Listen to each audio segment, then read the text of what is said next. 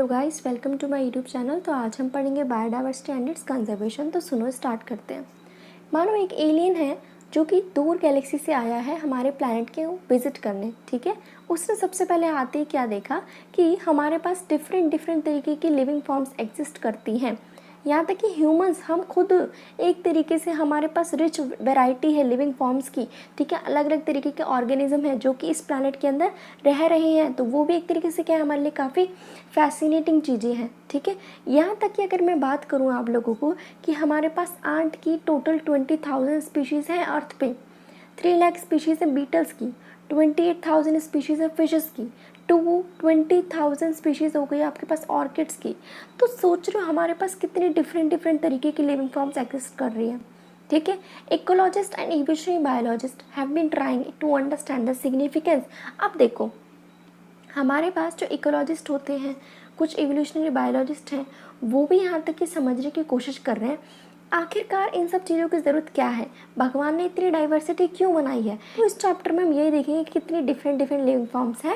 Okay, तो सुनो, अगर मैं बायोडाइवर्सिटी की बात करूँ तो हमारे पास इमेंस डाइवर्सिटी है, डिफरेंट डिफरेंट फॉर्म्स हैं, स्पीशीज़ लेवल पे नहीं, यहाँ तक कि बायोलॉजिकल ऑर्गेनाइजेशन पे भी है। यानी कि एक सेल के अंदर, एक मैक्रो मॉलिक्यूल के अंदर भी आपको डाइवर्सिटी देखने को मिलेगी। ठीक है, तो बायोडाइवर्सिटी जो टर्म है उसको किसने पॉपुलर किया था, एडवर्ड विल्सन। उन्होंने हमें बताया था डिफरेंट डिफरेंट तरीके की एक तरीके से डाइवर्सिटी अलग अलग लेवल्स पे हम लोगों को मिलती है। तो हमारे पास 3 तरीके की इंपॉर्टेंट डाइवर्सिटी है। Number 1 genetic, number 2 species, number 3 ecological diversity. तो जेनेटिक डाइवर्सिटी मतलब, जेनेटिक मतलब कुछ ना कुछ जीन लेवल पे, यानी कि बहुत माइक्रो लेवल की बात हो रही है, बिल्कुल आपकी ना मॉलिक्यूल लेवल की बात हो रही है। ठीक है, तो हमारे पास एक तरीके से क्या होता है, पहले सुनो, एक सिंगल स्पीशीज़ को आप मान के चलो, वो जब काफ़ी डाइवर्सिटी शो कर रहा है अपने जेनेटिक लेवल पे, उसको बोलते हैं जेनेटिक डाइवर्सिटी। एग्जाम्पल है, आपके पास एक मेडिसिनल प्लांट होता है जिसका नाम है रोवोल्फिया वोमिटोरिया। ठीक है, अब ये हमें कहाँ मिलता है, हिमालय पे मिलता है। ये डिफरेंट हो सकता है अपने पोटेंसी लेवल पे, भाई किस तरीके का इफेक्ट शो कर रहा है, कितनी कंसंट्रेशन की केमिकल बना रहा है। केमिकल का नाम क्या है, रेसरपाइन। मतलब कि एक तरीके से क्या किया, जो ये मेडिसिनल प्लांट है ना, ये डिफरेंट डिफरेंट इसकी डाइवर्सिटी हो सकती है। हो सकता है यहाँ वाले जो रीजन पे रह रहा है रोवोल्फिया, उसकी पोटेंसी अलग हो, वो उसका जो केमिकल की जो कॉन्सेंट्रेशन है वो अलग हो, दूसरी वाली जो जगह पे रह रहा है उसका भी डिफरेंट हो सकता है। तो एक तरीके से जेनेटिक लेवल पे हुआ ना। ओके, इसी तरीके से इंडिया है, इंडिया के पास 50,000 डिफरेंट डिफरेंट स्ट्रेन्स हैं राइस के, 1000 वैरायटी है मैंगो की। ठीक है, तो जेनेटिक डाइवर्सिटी क्या हुआ, नंबर 1 रोवोल्फिया, नंबर 2 इंडिया में मिल गई राइस, नंबर 3 हमारे पास मैंगो। ठीक है, फिर आता है स्पीशीज़ डाइवर्सिटी। स्पीशीज़ के नाम से समझ में आ रहा है, यानी कि स्पीशीज़ लेवल पे जब डाइवर्सिटी शो होती है। ठीक है, तो हमारे पास एक एग्जांपल गिवन है कि जो वेस्टर्न घाट्स होते हैं ना, उनके पास ज़्यादा एम्फीबियंस मिलते हैं एज़ कम्पेयर टू ईस्टर्न घाट। ठीक है, नंबर 3 हमारे पास आते हैं इकोलॉजिकल डाइवर्सिटी। इकोलॉजिकल मतलब इकोसिस्टम की आपके पास बात की जा रही है। जैसे कि इंडिया की अगर मैं बात करूँ तो हमारे पास डिफरेंट डेजर्ट हैं, rain forest, mangroves, coral reefs, wetlands, estuaries, alpine meadows, ये काफ़ी ज़्यादा है। इनके पास काफ़ी अच्छी डाइवर्सिटी है एज़ कम्पेयर टू नॉर्वे। तो नंबर 1 क्या है, जेनेटिक डाइवर्सिटी, जिसमें एक स्पीशीज़ बहुत ज़्यादा डाइवर्सिटी शो करेगी अपने जेनेटिक लेवल पे, एक पर्टिकुलर एक डिस्ट्रीब्यूशन, एक रेंज में। Example rauvolfia. नेक्स्ट क्या है हमारे पास, इंडिया में मिलते हैं चावल, नंबर 3 मैंगो। ठीक है, स्पीशीज़ डाइवर्सिटी यानी स्पीशीज़ लेवल पे वेस्टर्न घाट में चीज़ें ज़्यादा मिलेंगी, ईस्टर्न में कम मिलेगी डाइवर्सिटी। ओके, इकोलॉजिकल डाइवर्सिटी, यहाँ पे क्या होता है, आपके पास मैंग्रोव्स हो गए, डेजर्ट हो गए, रेन फॉरेस्ट हो गए, एस्ट्रीज हो गई, वहाँ पे ज़्यादा आपको डाइवर्सिटी देखने को मिलेगी एज़ कम्पेयर टू नॉर्वे। ठीक है, तो सुनो, अब ये जो बायोडाइवर्सिटी जो हमारे पास इतनी निकल के आई है ना, इसको मिलियंस ऑफ ईयर्स लगते हैं इवोल्यूशन करने के लिए, लेकिन हम ये बहुत जल्दी खो सकते हैं, विद इन भी नहीं, लेस देन 2 सेंचुरीज हम सारी चीज़ें खो सकते हैं। ठीक है, तो एक तरीके से बायोडाइवर्सिटी और उसको बचाना एक एनवायरमेंटल इश्यू बन चुका है, एक तरीके से चिंता का विषय बन चुका है। तो इसीलिए हमें क्या करना चाहिए, इसको कंजर्व करना चाहिए। तो यहाँ पे हम ये भी बात करेंगे कि किस तरीके से हम बायोडाइवर्सिटी को कंजर्व कर सकते हैं, ठीक है, क्योंकि हमने रियलाइज़ किया है कि भाई इसकी इम्पोर्टेंस तो बहुत ज़्यादा है। अगर बायोडाइवर्सिटी नहीं हुई तो हम लोग भी यहाँ पे सर्वाइव नहीं कर पाएंगे, ठीक है। अब बात करते हैं कि कितनी स्पीशीज़ है हमारे पास अर्थ के अंदर और कितनी है टोटल इंडिया के अंदर। तो पहले बात करेंगे हम अर्थ की, ठीक है। तो सुनो, हमारे पास काफ़ी सारे रिकॉर्ड्स निकल के आते हैं, पब्लिश किए गए काफ़ी सारे रिकॉर्ड कि भाई इतनी स्पीशीज़ है, उतनी स्पीशीज़ है, ठीक है। लेकिन किसी ने भी हमें अच्छे से आंसर नहीं दिया कि भाई कितनी स्पीशीज़ हो सकती है ओवरऑल, ठीक है। तो एक IUCN ने एक लिस्ट निकाली, यानी कि international union for conservation of nature and natural resources, 2004 में इन्होंने हमें बताया कि हमारे पास टोटल नंबर चाहे प्लांट के या एनिमल के हो वो 1.5 मिलियन से ज़्यादा हैं, क्योंकि हमने लिविंग वर्ल्ड चैप्टर में पढ़ा था 1.7 मिलियन। तो वही वाली बात यहाँ पे इन्होंने डाली है, ठीक है। लेकिन हमें क्लियर आइडिया नहीं है कि भाई इतने में से कितनी स्पीशीज़ हम लोगों ने ढूंढ के निकाली है, ठीक है। तो उसके बाद कुछ ना कुछ लोगों ने बेटा गैसेस निकाले कि इतनी हो सकती स्पीशीज़, इतनी हो सकती है, ठीक है। तो काफ़ी स्पीशीज़ इन्वेंट्रीज की गई कि कहाँ पे ज़्यादा स्पीशीज़ मिलती है, कहाँ पे कम मिलती हैं। तो सबसे ज़्यादा हमारे पास स्पीशीज़ मिलती हैं ट्रॉपिकल कंट्रीज़ में as compare to temperate region. हम आगे पढ़ेंगे ऐसा क्यों। तो सुनो, ट्रॉपिकल रीजन में ज़्यादा स्पीशीज़ मिलती हैं, ठीक है।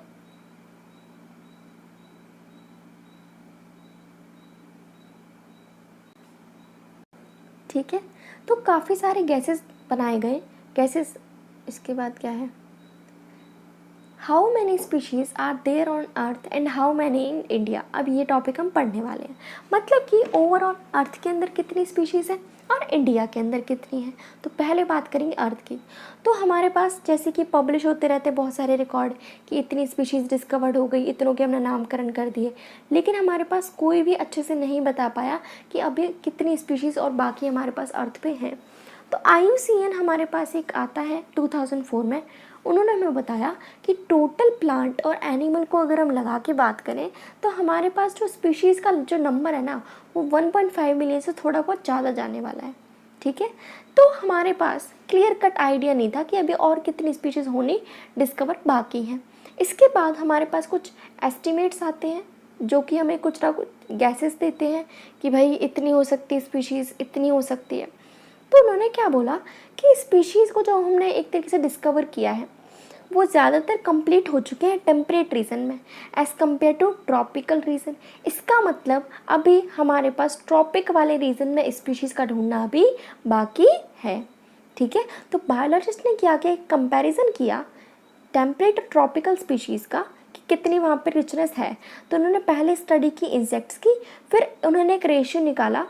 अब उन्होंने स्पीशीज़ कौन सी ली, एनिमल और प्लांट की, फिर उनको वहाँ पे उन्होंने कंबाइन करके देखा कि हमारे पास ओवरऑल कितनी टोटल नंबर ऑफ स्पीशीज़ अर्थ पे हैं। तो एस्टिमेट हमारे पास आया कि 20 to 50 मिलियन स्पीशीज़ होती हैं।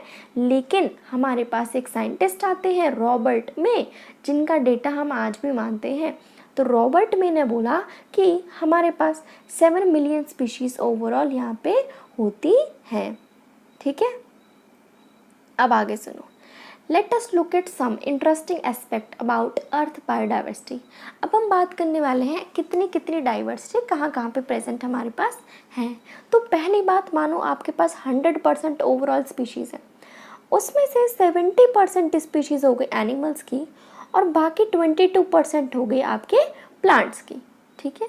अब 70% एनिमल्स के अंदर भी 70% स्पीशीज़ हो गई आपकी इंसेक्ट की, यानी कि 70% एनिमल में भी ना 70% तो हमारे कीड़े मकोड़े बैठे हैं, ठीक है। तो सुनो, मोर देन 70% किसने ऑक्यूपाई कर रखा है, एनिमल्स ने, और प्लांट्स है 22%। उसमें कौन कौन आ गए, एल्गी, फंजाई, ब्रायोवाइट्स, जिम्नोस्पर्म, एंजियोस्पर्म्स, ये सब आ गए, ठीक है। और एनिमल्स के अंदर भी 70% हमारे पास इंसेक्ट्स बैठे हैं, यानी कि 10 जानवरों में से 7 तो आपको क्या मिलेंगे, इंसेक्ट्स मिलने वाले हैं। और अगर मैं फंजाई का कंपैरिजन करूं तो हमारे पास फंजाई बहुत ज़्यादा है। अगर मैं सबका टोटल कर लूँ ना, फिशेज़ का, एम्फीबियंस का, रेप्टाइल्स का, मैमल्स का, तो जाके मेरे पास फंजाई निकलेगी। तो देख रहे हो फंजाई भी कितनी ज़्यादा है। तो हमारे पास ये दे रखा है, एक तरीके से एक चार्ट बना के दिया है। दिस इज़ योर इन्वर्टिब्रेट्स, ये आपके वर्टिब्रेट्स हो गए, ठीक है, ये दोनों एनिमल्स, नीचे प्लांट्स। तो इन्वर्टिब्रेट्स में देखो सबसे ज़्यादा कौन है, इंसेक्ट्स हो गए, अभी मैंने बताया आपको, ठीक है। फिर मोलस्क, क्रस्टेशियन और बाकी कुछ एनिमल्स आ गए। वर्टिब्रेट्स की बात करें तो देखो फिशेज़ यहाँ बहुत ज़्यादा है। फिर मैमल्स, बर्ड्स, रेप्टाइल्स और एम्फीबियंस हो गए, ठीक है।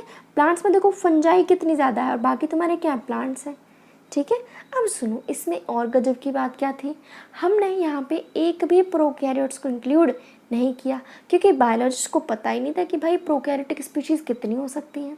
क्योंकि एक तरीके से हमारे पास कोई कन्वेंशनल टेक्सोनोमिक मेथड जो था ना हमारे पास, वो ज़्यादा प्रॉब्लम क्रिएट कर रहा था, क्योंकि हम आइडेंटिफाई नहीं कर पा रहे थे माइक्रोब की स्पीशीज़ को।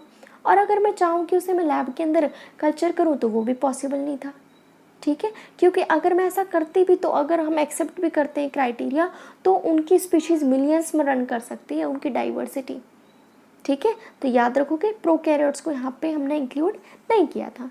इसके बाद हमारे पास इंडिया की बात होती है, तो इंडिया के पास टोटल एरिया है वर्ल्ड में 2.4%, ठीक है।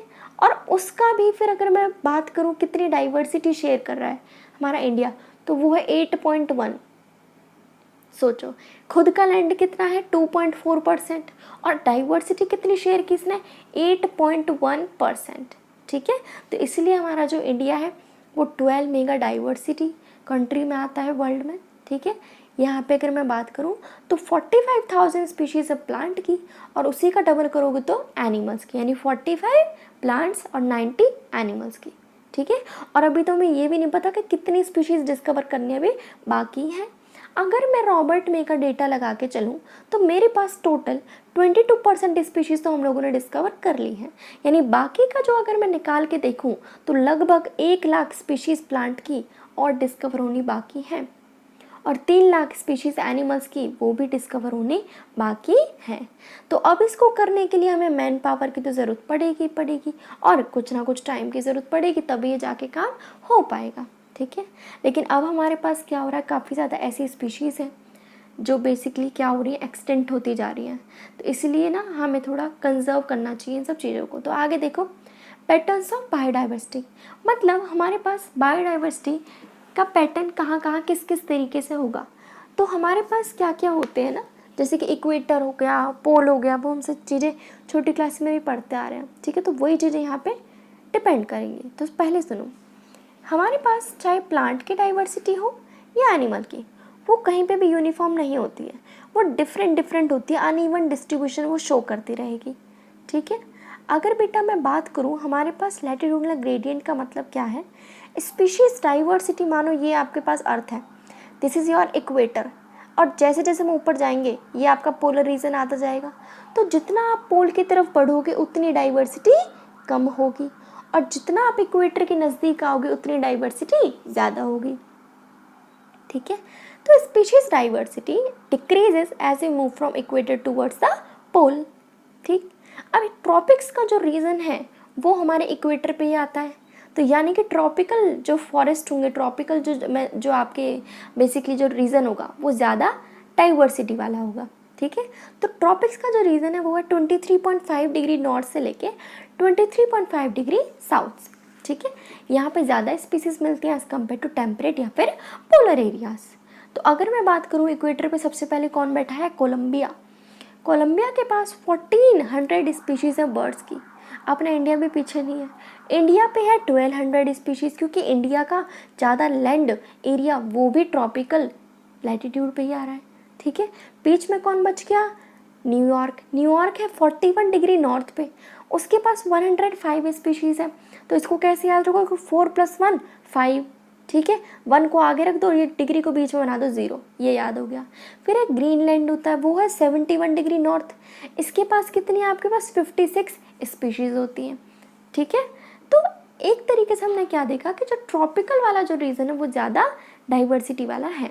तो हमने एक तरीके से कंपैरिजन भी किया, जैसे कि एक फॉरेस्ट है एक ट्रॉपिकल रीजन में, इक्वाडोर, उसके पास 10 गुना ज़्यादा स्पीशीज़ है वेस्कुलर प्लांट की as compare to temperate region like mid west and of USA.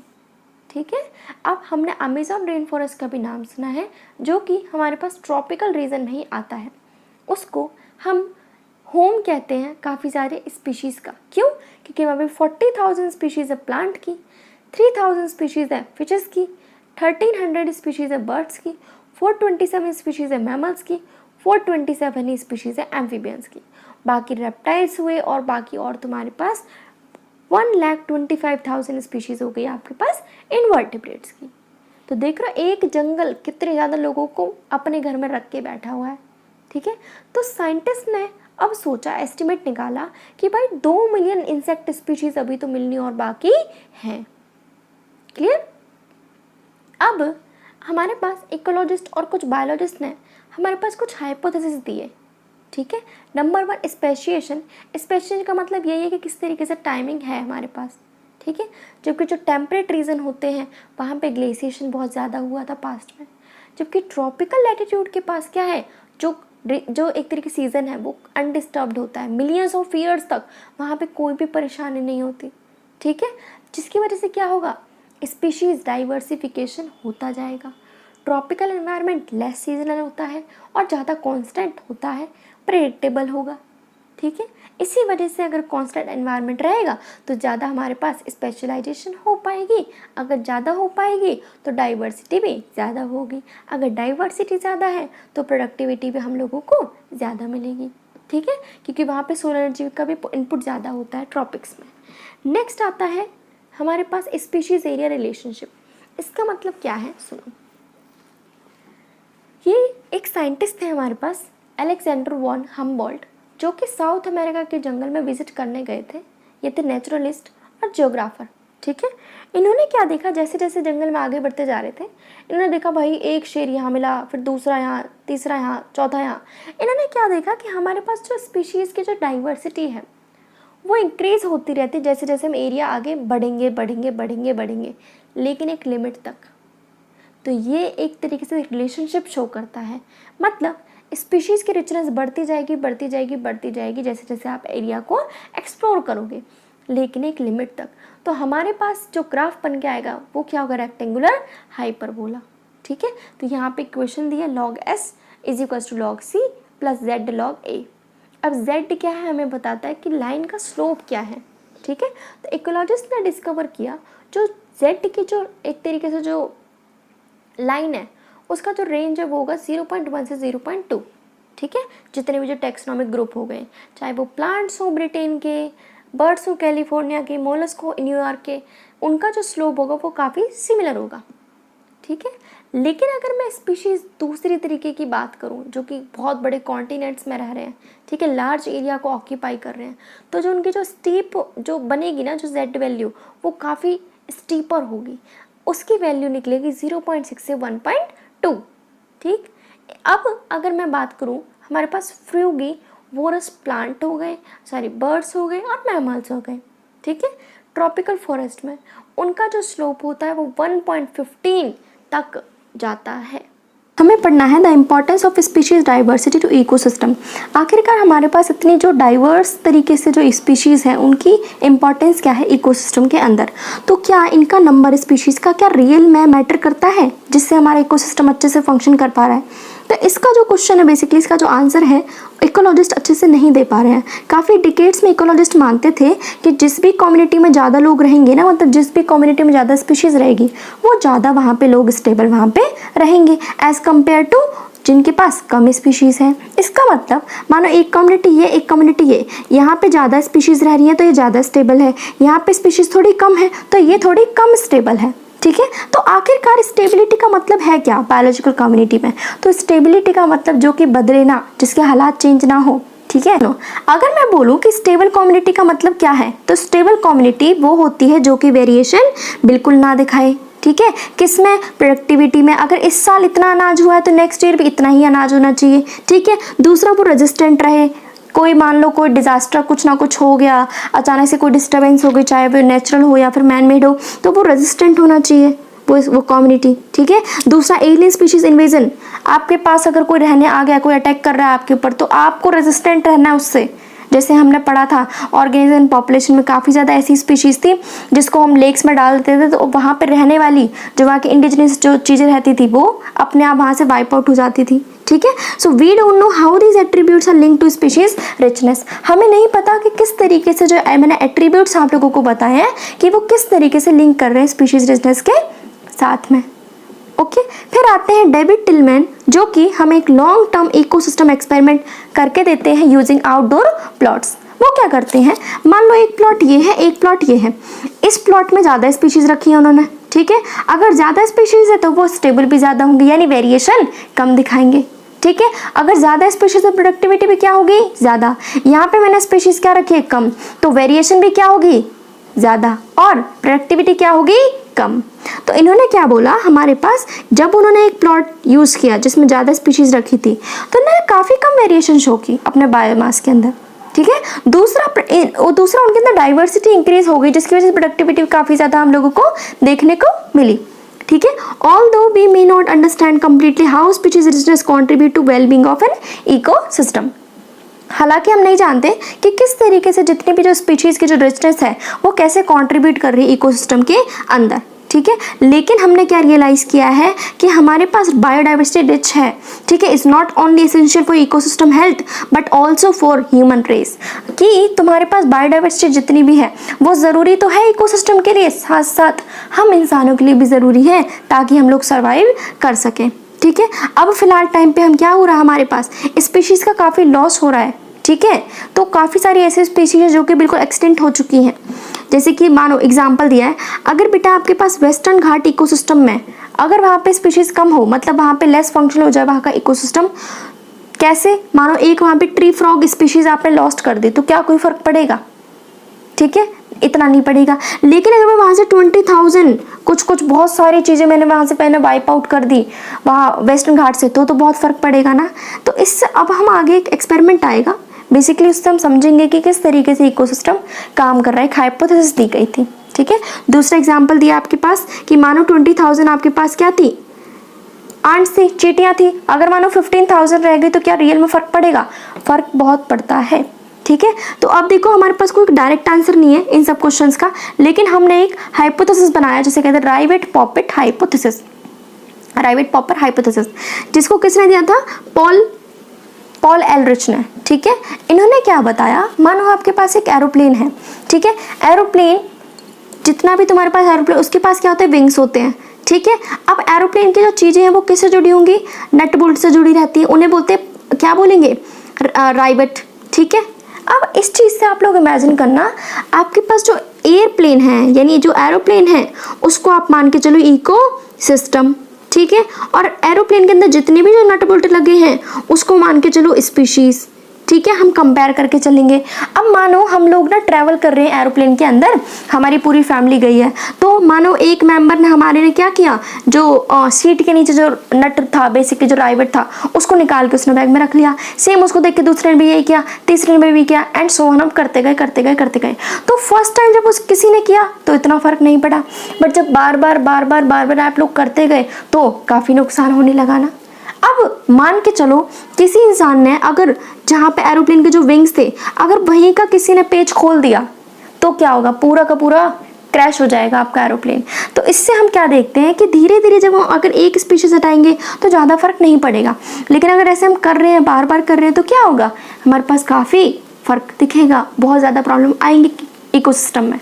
और अगर हमने मेन स्पीशीज़ को हटा दिया, मेन स्पीशीज़ मतलब जो विंग्स का जो राइवेट है, अगर आपने मेन स्पीशीज़ को हटा दिया इकोसिस्टम से तो काफ़ी फ़र्क पड़ने वाला है, ठीक है। तो देखो हमारे पास क्या है, एयरप्लेन के अंदर सारे पार्ट्स किससे ज्वाइन होते हैं, राइवेट्स के थ्रू, यानी कि स्पीशीज़। एयरप्लेन कौन है, इकोसिस्टम, राइवेट्स कौन है, species. If every passenger travelling in it start popping a rivet to take home, अगर हर जो पैसेंजर बैठा है एरोप्लेन के अंदर, अगर सब ने एक एक करके राइवेट अपने निकालने स्टार्ट कर दिए और अपने घर में लेके जा रहे हैं, तो इतनी ज़्यादा दिक्कत नहीं आएगी, लेकिन धीरे धीरे आने लगेगी जैसे जैसे आप ज़्यादा राइवेट्स रिमूव करते जाओगे, ठीक है। तो वो काफ़ी डेंजरस हो सकता है। और उसके अलावा अगर आपने विंग्स की हटा दी तो बिल्कुल ही तुम्हारा इकोसिस्टम खराब, क्योंकि फ्लाइट तुम्हारी क्रैश हो जाएगी बेसिकली, तुम्हारा जो एरोप्लेन है। तो इससे हम क्या समझते हैं कि भाई अगर हम धीरे धीरे हटा रहे लॉस ऑफ फ्यू राइवेट्स और seats of window inside the plane, इसका इतना कोई लॉस नहीं होगा। लेकिन अगर आपने मेन स्पीशीज को हटा दिया तो पूरा इकोसिस्टम तबाह हो जाएगा। ठीक है, नेक्स्ट है लॉस ऑफ बायोडाइवर्सिटी। आखिरकार जितना भी जो बायोडाइवर्सिटी के अंदर लॉस है वो क्यों हो रहा है? तो सुनो, हमारे पास जब भी कोई न्यू स्पीशीज को हम ऐड करते हैं अर्थ के अंदर, ठीक है, अर्थ इकोसिस्टम में, तो there is no doubt about the continuing losses. कितना भी आप ऐड करते हो स्पीशीज का, उसका लॉस होना ही होना है। ठीक है, क्योंकि हम ह्यूमन हैं, हमारी जो लालच है ना वो आगे आती है। तो बायोलॉजिकल वेल्थ है जो हमारी प्लैनेट्स की, वो धीरे धीरे डिक्लाइन होती जा रही है, कम होती जा रही है। क्यों? क्योंकि ह्यूमन की एक्टिविटीज़ हैं जो कि प्रॉब्लम क्रिएट कर रही है। जैसे कि हमने ट्रॉपिकल पैसिफिक आइलैंड में कॉलोनाइजेशन स्टार्ट कर दिया, वहाँ पे लोगों ने रहना ही स्टार्ट कर दिया है, जिसकी वजह से क्या हो रहा है, 2000 स्पीशीज नेटिव बर्ड्स की ख़त्म हो चुकी है, एक्सटिंक्ट हो चुकी है। इसके अलावा हमारे पास IUCN रेड लिस्ट आती है, रेड डेटा बुक ने एक हमें डेटा दिया कि हमारे पास 784 स्पीशीज़ विलुप्त हो चुकी हैं, जिसमें 338 है वर्टेब्रेट्स, 359 है इनवर्टेब्रेट्स, 87 है प्लांट्स, सिर्फ और सिर्फ 500 सालों के अंदर। और अभी तो हमारे पास रिसेंट एक्सटिंक्शन हुआ है अभी कुछ सालों में, ठीक है, उसमें कौन आता है, डोडो, नेक्स्ट क्वागा, फिर थाइलेसिन, फिर स्टीलर सी काऊ। ये तो अभी हैं जो कि अभी फिलहाल में ख़त्म हुए हैं, एक्सटेंट हुए हैं। ठीक है, टाइगर की कुछ स्पीशीज़ हैं लाइक बाली, जवान, कैस्पियन, 3 स्पीशीज़ तो टाइगर की आप लोगों की चली गई है। ठीक है, कितने सालों में आपके पास, लास्ट 20 ईयर्स में आपने 27 स्पीशीज़ का लॉस कर दिया है। ठीक है, तो हमारे पास बेसिकली क्या है, अभी फ़िलहाल जो एक्सटिंक्शन के कगार पे बैठा है वो है एम्फीबियंस। एम्फीबियंस सबसे ज़्यादा वल्नरेबल है एक्सटिंक्शन को लेके। अभी हमारे पास जो सिनेरियो आया एक्सटिंक्शन का, ठीक है, उसमें क्या देखा हमने कि 1500 स्पीशीज़ जो कि अभी फ़िलहाल टेंशन में है, एक्सटिंक्शन का उन पे थ्रेट है, वो आगे जाके ख़त्म होने वाली है। उनमें से 12% क्या है, बर्ड्स, 23% है मैमल्स, 32% है एम्फीबियंस, यानी कि सबसे ज़्यादा एम्फीबियंस पे खतरा है, 31% है जिम्नोस्पर्म। ठीक है, और जैसे कि हम लोग देखते रहते हैं कि हमारी बार बार जो अर्थ बनती है फिर उजड़ती, बनती है फिर उजड़ती है। ठीक है, तो हमारी जो हिस्ट्री है हमारे अर्थ की, हम देखते हैं कि भाई फॉसिल रिकॉर्ड्स के थ्रू हम चेक करते हैं। ठीक है, तो हमारे पास काफ़ी पहले भी एक्सटिंक्शन हो चुके हैं, 5 एक्सटिंक्शन हमारे ऑलरेडी हो चुके हैं। अब जो एक्सटिंक्शन होगा मास एक्सटिंक्शन का मतलब जब एक बार में बहुत ज़्यादा पॉपुलेशन ख़त्म हो रही है, बहुत ज़्यादा स्पीशीज़ वाइप आउट हो रही है अर्थ से, उसे बोलते हैं मास एक्सटिंक्शन। तो वो होगा 6th एक्सटिंक्शन, जो कि बहुत ख़तरनाक होगा क्योंकि 100 से 1000 टाइम हम फास्टर हैं एज प्री एक्सटिंक्शन। क्यों? क्योंकि ह्यूमन एक्टिविटीज़ है जो कि इन सब चीज़ों को प्रमोट कर रही हैं। ठीक है, तो नीचे लाइन दी है, हम सिर्फ 100 सालों में अगर हम नहीं रुके ना अपनी चीज़ों से, तो 100 सालों में हम 100 में से 50% स्पीशीज़ का तो लॉस कर देंगे, हमसे छिन भी जाएंगी वो 50% स्पीशीज़। ठीक है, तो बायोडाइवर्सिटी का लॉस क्यों हो रहा है ये हम आगे जानेंगे। उससे पहले देखते हैं अगर बायोडाइवर्सिटी का लॉस होता है तो हमें क्या क्या फ़र्क पड़ेगा। पहली बात, हमें प्रोडक्टिविटी नहीं मिलेगी। दूसरा, रेजिस्टेंट नहीं होंगे वो एनवायरनमेंट से। ठीक है, बार बार वो चेंज होते जाएंगे, ड्रॉट पड़ गया तो दिक्कत आएगी। ठीक है, increase variability in certain ecosystem processes जैसे plant productivity, water use, pest and disease cycle. Clear. अब बात आती है कॉज ऑफ बायोडाइवर्सिटी लॉसेस। आखिरकार जो बायोडाइवर्सिटी लॉस है वो क्यों हो रहा है, तो हमारे पास कुछ 4 बुराइयां हैं जिसकी वजह से हो रहा है। तो इसे बोलते हैं एविल क्वार्टेट। ठीक है, एविल बहुत बुरी 4 चीज़ें हैं जिसकी वजह से पूरी बायोडाइवर्सिटी लॉस हो रही है। Number 1, habitat loss and fragmentation. Habitat loss का मतलब ये है कि हमने उनका घर बार छीन लिया है। ठीक है, अब इसमें कैसे होता है, तो हमने ट्रॉपिकल रेन फॉरेस्ट जो कि हैं वहाँ पे क्या है, हमारा अमेजोन रेन फॉरेस्ट भी है जो कि पहले 14% एरिया कवर करता था, अब 6% भी नहीं रहा। और अभी आप जब ये चैप्टर रीड कर रहे हो ना, इतने में तो 1000 हेक्टेयर्स रेन फॉरेस्ट और कट हो चुके होंगे, बिल्कुल ख़त्म हो चुके होंगे, सिर्फ आप जब इस चैप्टर को रीड कर रहे हो। ठीक है, अमेजोन रेन फॉरेस्ट जिसको हम बोलते हैं लंग्स ऑफ फॉरेस्ट, वो बेसिकली वहाँ पे पूरी की पूरी वहाँ पे फसल वगैरह जो कि पूरे के पूरे जंगल काट दिए। क्यों? क्योंकि हम लोगों को सोयाबीन खाने हैं, क्योंकि वहाँ पे सोयाबीन की खेती की जा रही है। हमने यूज़ किया वहाँ के जो ग्रास लैंड है ताकि हम बीफ कैटल्स को वहाँ पे उनका पालन कर सकें। ठीक है, इसके अलावा फ्रेगमेंटेशन का मतलब क्या होता है, जब आप लार्ज हैबिटेट्स को छोटे छोटे पार्ट्स में तोड़ देते हो, लाइक जैसे प्लॉटिंग होती है ना, बड़े बड़े खेतों को आप छोटे छोटे पार्ट्स में तोड़ दोगे, इसे बोलते हैं फ्रेगमेंटेशन। ठीक है, अब तुम जानते ही हो अगर आपके पास ये सारी चीज़ें होंगी तो पॉल्यूशन तो क्रिएट होगा ही होगा। ठीक है, तो when large habitats are broken down into small fragments due to human activities is known as fragmentation. अब इससे सबसे ज़्यादा फर्क किसको पड़ता है, वहाँ के रहने वाले जानवरों को। ठीक है, मैमल्स, बर्ड्स, माइग्रेटरी हैबिट, जितनी भी दिक्कतें हो गई उससे क्या होगी परेशानियाँ, तो वहाँ के जो रहते थे जीव जंतु उनको ही होने वाली। ठीक है, नेक्स्ट है ओवर एक्सप्लॉइटेशन। मतलब अगर हम किसी भी चीज़ को ज़्यादा हद से ज़्यादा यूज़ करेंगे उसे बोलते हैं ओवर एक्सप्लॉइटेशन। तो ह्यूमंस बेसिकली क्या कर रहे हैं, हम नेचर पे डिपेंड हैं, हमें क्या मिलता है, फूड, शेल्टर वगैरह सब चीज़ें मिल रही हैं, लेकिन अब हमारी जो ज़रूरत है वो लालच में बदल चुकी है, हम ज़्यादा ही ओवर एक्सप्लॉइट कर रहे हैं नेचर का। ठीक है, नेचुरल रिसोर्सेज का। जैसे कि अभी तुम्हारे पास स्टीलर सी काऊ है, पैसेंजर पिजन है, 500 सालों में जो कि एक्सटेंट हो चुका। क्यों? क्योंकि हमने बहुत ज़्यादा उनका यूज़ किया। अभी फ़िलहाल हमारे पास एक मराइन फिश है, उसकी पूरी की पूरी हमारे पास क्या हो रहा है, बहुत ज़्यादा हम उसको यूज़ कर रहे हैं फ़िलहाल के टाइम पे, तो वो आगे जाके पूरी की पूरी स्पीशीज़ ख़त्म हो जाएगी। नेक्स्ट है एलियन स्पीशीज़ इन्वेजन। मतलब आपके हैबिटेट में जब हम कोई एलियन स्पीशीज़, कोई फॉरेन स्पीशीज़ को इंट्रोड्यूस कर देंगे तो क्या होगा, वो स्पीशीज़ आपके ऊपर अटैक करेगी, जिसकी वजह से आपका जो स्पीशीज़ है उसका नामो निशान खत्म हो जाएगा। ठीक है, so when alien species are introduce unintentionally, या तो आपने सोचा नहीं या फिर जानबूझकर आपने डाला वहाँ पे, चाहे कोई भी पर्पस हो, उससे क्या होगा, वो खतरनाक हो जाएंगे, जिसकी वजह से वहाँ इंडिजिनियस जो स्पीशीज रहा करती थी पहले उनका डिक्लाइनेशन हो जाएगा। एग्जाम्पल, लेक विक्टोरिया के अंदर नाइल पर्च को डाल दिया आपने, जिसकी वजह से हमारे पास क्या हुआ, जो वहाँ पे चिड़चिड़ यानी कि चिचलिड फिश रहती थी उसके 200 स्पीशीज सारी की सारी खत्म हो चुकी है। ठीक है, तो बेसिकली हमारे पास एनवायरमेंटल डैमेज हो रहा है, हमने कितनी सारी स्पीशीज को खत्म कर दिया है। ठीक है, जैसे कि एक है पार्थेनियम लेंटेना वाटर हियासिंथ। अब ये वो वीड स्पीशीज है जो कि हमारे एक तरीके से बाकी इंडिजिनस स्पीशीज को खत्म कर रही हैं, क्योंकि ये क्या करते हैं ना, पानी के ऊपर एक लेयर बना लेते हैं। ठीक है, जिसकी वजह से ऑक्सीजन अंदर नहीं जा पाती और अंदर रहने वाली जितनी भी जो फिशेज हैं उनकी भी बेटा क्या हो जाएगी, डेथ वगैरह हो जाएगी। ठीक है, नेक्स्ट है को एक्सटिंक्शन। को एक्सटिंक्शन मतलब एक साथ खत्म हो जाना। मानो हम सभी इमेजिन करते हैं अगर सारे पेड़ पौधे खत्म हो जाएं तो क्या हम लोग सर्वाइव कर पाएंगे? बिल्कुल नहीं। तो अब अगर हमारे पास होस्ट स्पीशीज ही खत्म हो जाए, ठीक है, होस्ट फिश मतलब जिसके ऊपर काफ़ी सारे पैरासाइट रहते थे, अगर वही होस्ट फिश नहीं रही तो क्या वो पैरासाइट जिंदा रहेंगे? बिल्कुल भी नहीं।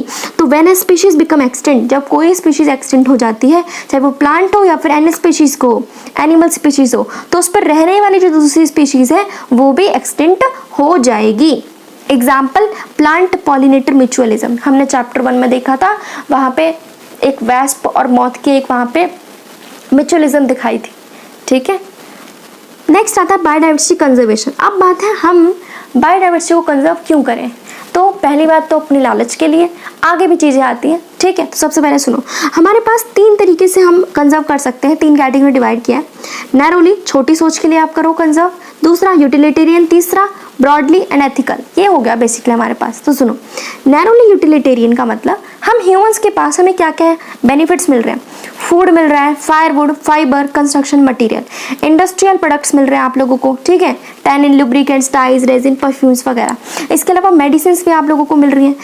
लगभग हमारी जो मार्केट में 25% तो ऐसी दवाइयाँ हैं जो कि हम प्लांट से बनवा रहे हैं। ठीक है, 25,000 ऐसे प्लांट की स्पीशीज जो कि घरेलू मेडिसिन में यूज़ कर रहे हैं, ट्रेडिशनल मेडिसिन में। और अभी तो हम ये भी नहीं जानते कि कितनी स्पीशीज और बाकी डिस्कवर करनी बाकी हैं जो कि हमारी मेडिसिन में आगे जाके हेल्प करेंगी ट्रॉपिकल रेन फॉरेस्ट के अंदर। ठीक है, इसके बाद हमारे पास आता है बायो प्रोस्पेक्टिंग।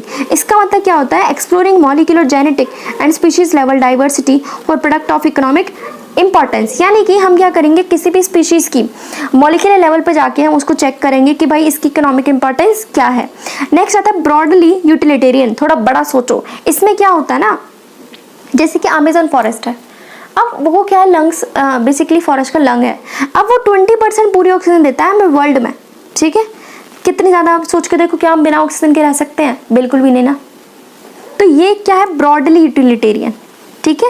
नेक्स्ट, जैसे कि आपके पास एक एग्जांपल दिया है, हॉस्पिटल में आप सिलेंडर के लिए घूमते हो, कोरोना के टाइम पे देखा था ना, तो वो ब्रॉडली यूटिलिटी आपको कंजर्व करना पड़ेगा बायोडाइवर्सिटी को। नेक्स्ट, पॉलिनेशन नहीं हो पाएगा, ठीक है।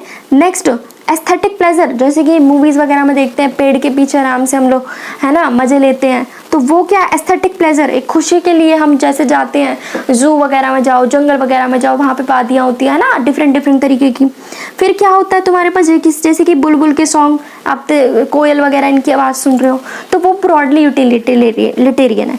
नेक्स्ट है इथिकल, इसमें क्या होता है, चाहे प्लांट आपके लिए यूज़फुल हो, एनिमल यूज़फुल हो या ना हो, वो भी प्लैनेट के ऊपर अपना हिस्सा शेयर कर रहा है। आपकी ही अर्थ नहीं है, आपका ही प्लैनेट नहीं है, सब लोगों का प्लैनेट है।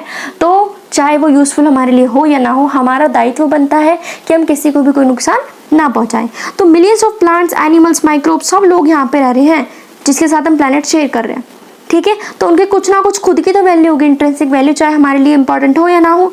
तो हमारी मोरल ड्यूटी बनती है कि हम इस लेगेसी को आगे आने वाली फ्यूचर जनरेशन में हम लोग इसको पास करें। नेक्स्ट है, हम बायोडाइवर्सिटी को कंजर्व कैसे कर सकते हैं। तो सुनो, हम जब कंजर्व करने की बात करते हैं पूरे इकोसिस्टम को, ठीक है, जैसे कि एग्जांपल दिया आपके पास, या तो हम शेर को बचाना है तो पूरा का पूरा आप फॉरेस्ट को कंजर्व करोगे, ठीक है, यानी उसी के हैबिटेट में शेर को आपने क्या किया, कंजर्व किया, इसको बोलोगे इन सितु कंजर्वेशन, ठीक है। और एक्स सितु कंजर्वेशन क्या होगा, जिस स्पीशीज को ज़्यादा खतरा है फिर आप उसको बाहर लेके चले जाओगे उसको बचाने के लिए, उसको बोलते हैं एक्स सितु कंजर्वेशन।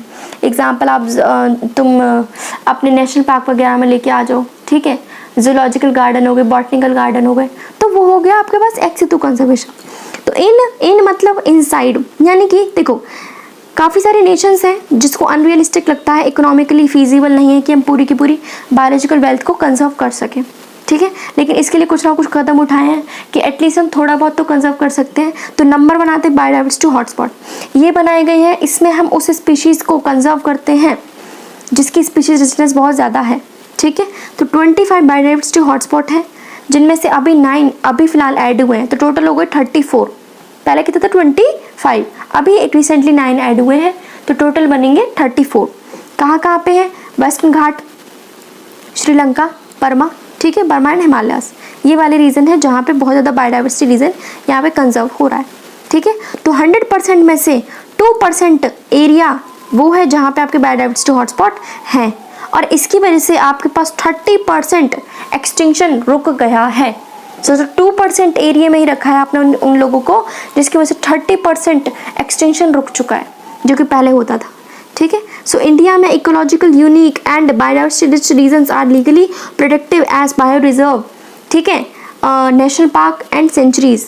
हम क्या करते हैं अब, एक तो हो गया हॉटस्पॉट, नेक्स्ट है बायो स्फीयर रिजर्व्स, फिर नेशनल पार्क, फिर कुछ सेंचुरीज हो गई। तो इंडिया के पास टोटल कितनी 14 बायोस्फीयर रिजर्व है, 90 नेशनल पार्क है, 448 वाइल्ड लाइफ सेंचुरीज हैं, ठीक है।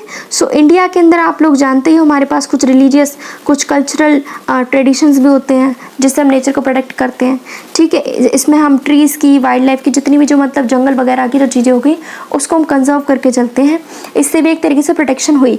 उन्हें बोलते हैं सेक्रेड ग्रोव्स। एग्जाम्पल, खासी, जैंतिया हिल्स इन मेघालय, अरावली हिल्स है राजस्थान की, वेस्टर्न घाट रीजन है आपके पास कर्नाटक का, महाराष्ट्र के अंदर है, सरगुजा के अंदर है, चंदा एंड बस्तर एरियाज़ हैं आपके पास मध्य प्रदेश के। तो वहाँ पे हम रिलीजियस कुछ ना कुछ एक तरीके से ट्रेडिशनल कल्चर वगैरह की वजह से हम वहाँ की चीज़ों को कंजर्व करके चलते हैं, ठीक है। एक्स सितु कंजर्वेशन, इसका मतलब जिस एनिमल को खतरा है, चाहे वो एनिमल या प्लांट हो, उसको हम उसके घर से निकाल के, यानी उसके हैबिटेट से निकाल के हम एक दूसरी जगह पे लेके जाएंगे जहाँ उन्हें प्रॉपर प्रोटेक्शन देंगे और प्रॉपर केयर देंगे। Example, zoological park, botanical garden, wild life safari park, ठीक है। तो यहाँ पे हम उनको रखते हैं जो कि एक्सटेंट होने वाली है, जिनकी पॉपुलेशन, क्लियर। अब एक्स सितु के अंदर ना एक चीज़ हम ऐड करते हैं, क्रायो प्रिजर्वेशन।